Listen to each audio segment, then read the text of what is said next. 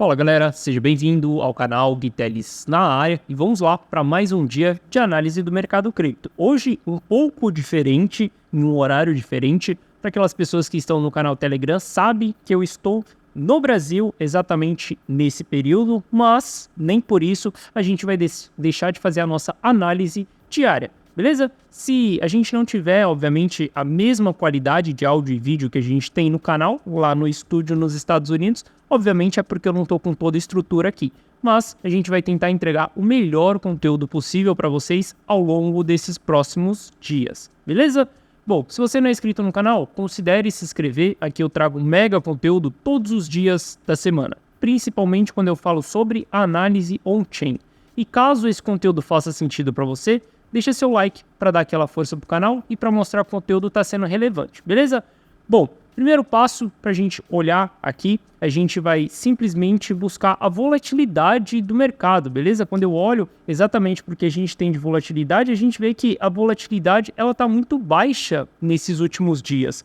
Quando a gente olha para o patamar que nós estivemos, com essa volatilidade semanal que nós temos, a gente vai ver que foram os patamares quando a gente realizou a primeira formação de topo do mercado, ali nessa região dos 30 mil dólares, e patamares de quando a gente estava um pouquinho ali antes do início do ano. Ali para dezembro, mais ou menos, a gente estava com a volatilidade bem baixa também. Repare que quando a gente estava com a volatilidade baixa, ali mais ou menos em abril, a gente não teve tanto aumento da volatilidade nas quedas. Desde quando a gente reverteu o mercado, desde quando o mercado começou a subir a partir de janeiro, a gente vê a volatilidade ela trabalhando mais a favor das altas do que das baixas, beleza? Então quando a gente olha para esse gráfico aqui, a gente entende que se a volatilidade está baixa, a gente tem um grande potencial de aumentar essa volatilidade nos próximos dias.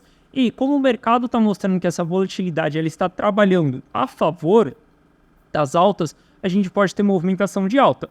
Pô, Gui, é porque a volatilidade está baixa, então que a gente vai ter uma expectativa que o mercado vai para cima? Não, não dá para saber. Por isso que a gente vai analisar para a gente tentar entender se realmente o mercado vai para cima. Então, primeiro passo, a gente olha para a volatilidade. Segundo passo, quando a gente olha para esse gráfico aqui, a gente está vendo exatamente a distribuição do supply entre os investidores de longo prazo e os traders de curto prazo.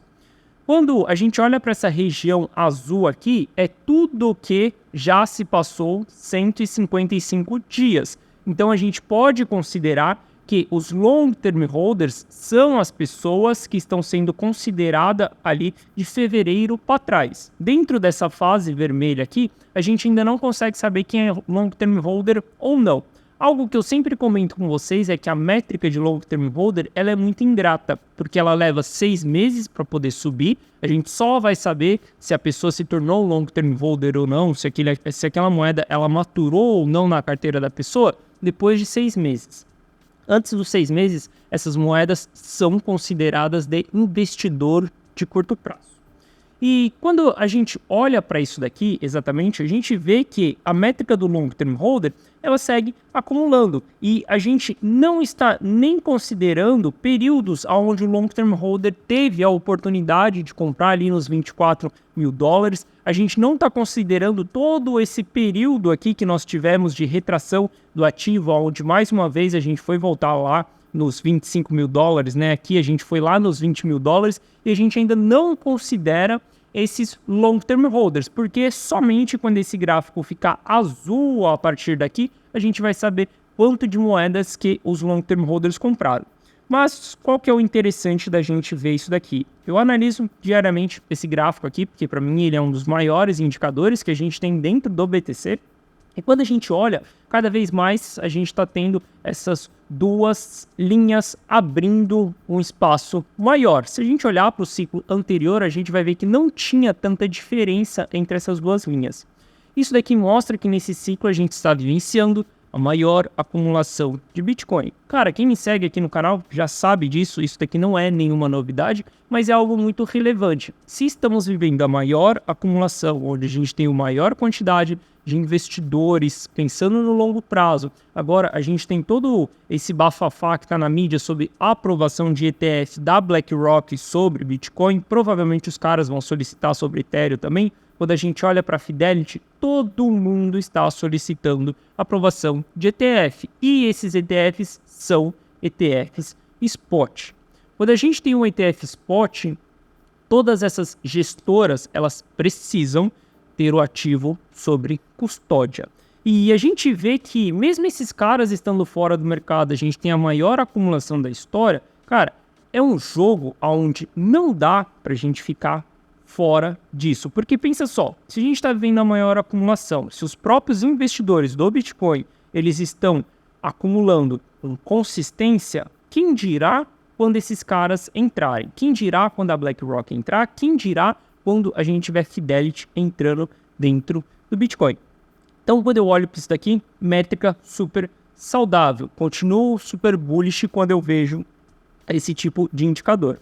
Se a gente olhar para o balanço nas exchanges, a gente vai ver que o balanço nas exchanges continua saindo dia após dia.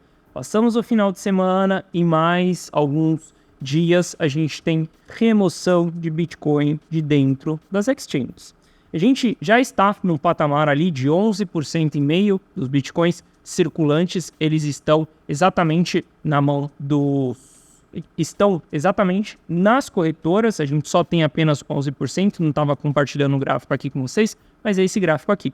Quando a gente olha, apenas 11% está na mão dos investidores, das corretoras, ou seja, a gente tem um grande acúmulo nesse momento pelos investidores. E quando a gente vê essas grandes porradas aqui, essas linhas retas na saída de balanço das exchanges, significa que players grandes estão comprando, players grandes estão acumulando. Beleza? Isso é algo super positivo.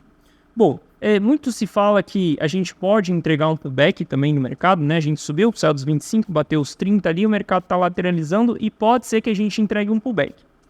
Dando a minha opinião, eu não acho que a gente vai entregar um pullback, eu acho que a gente vai continuar uma movimentação de alta e eu vou mostrar para isso para vocês no Price Action.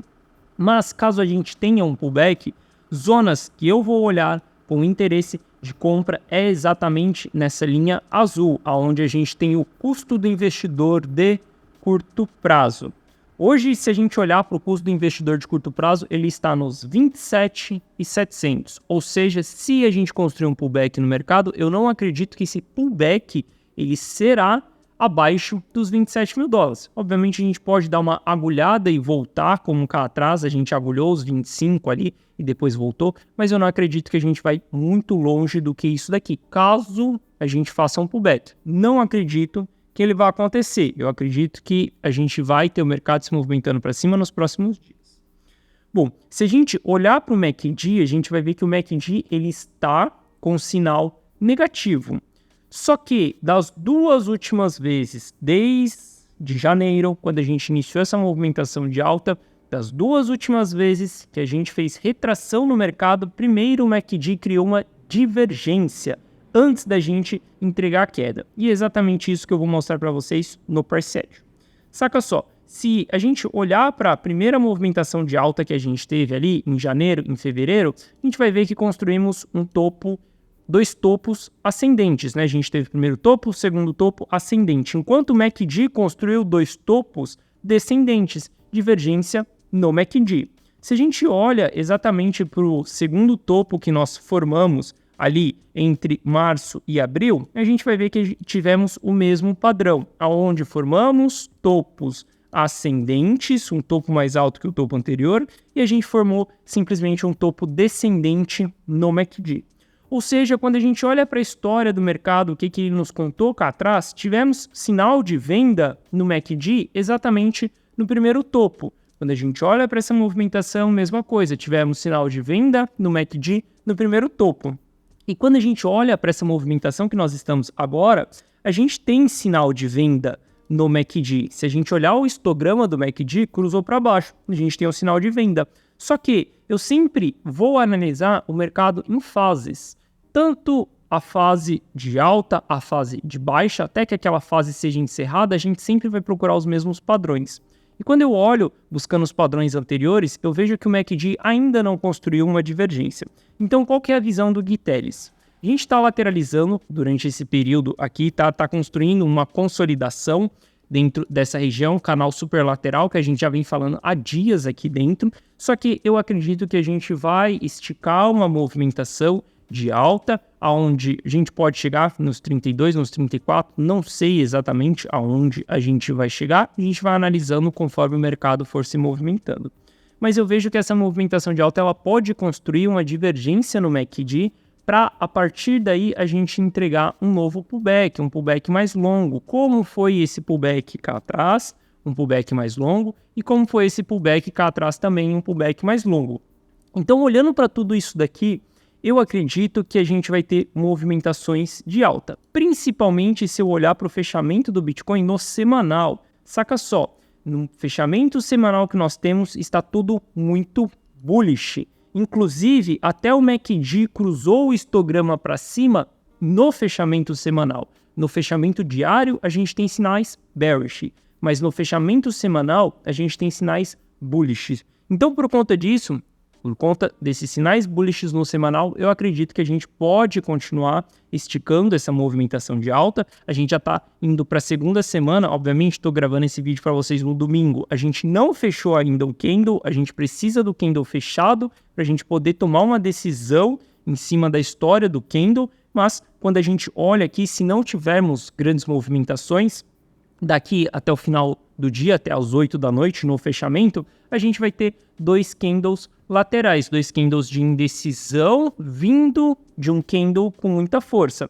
Acredito que isso daqui é simplesmente contração da volatilidade, é sempre normal a gente ter volatilidade, contração da volatilidade. Olha só, quando a gente olha para o histórico, a história que o candle nos conta, 3 semanas laterais para depois a gente fazer mais uma semana de alta e depois a gente entregar queda novamente. Então eu vejo que a gente pode ter sim essa movimentação de alta nos próximos dias. Acredito que essa semana possa ser que a gente comece a movimentar essa volatilidade, beleza?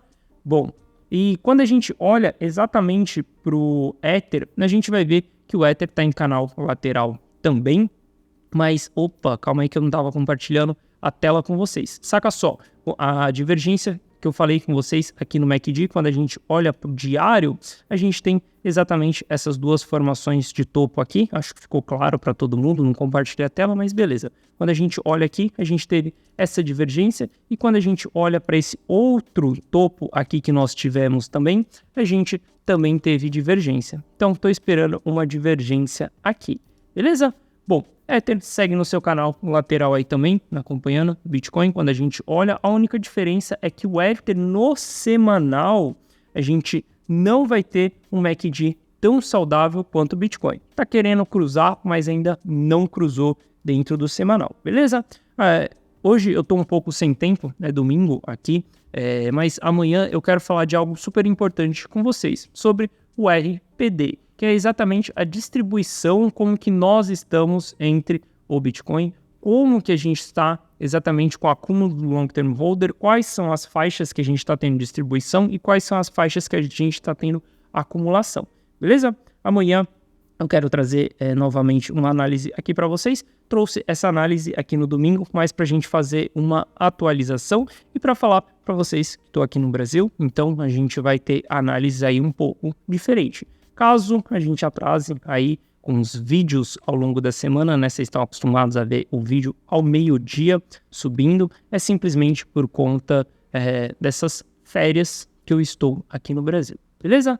Bom, então é isso, galera. Espero que vocês tenham gostado. Se você gostou, deixa seu like. E se você não é inscrito no canal, considere se inscrever, beleza? Tamo junto, forte abraço e eu te vejo amanhã. Valeu!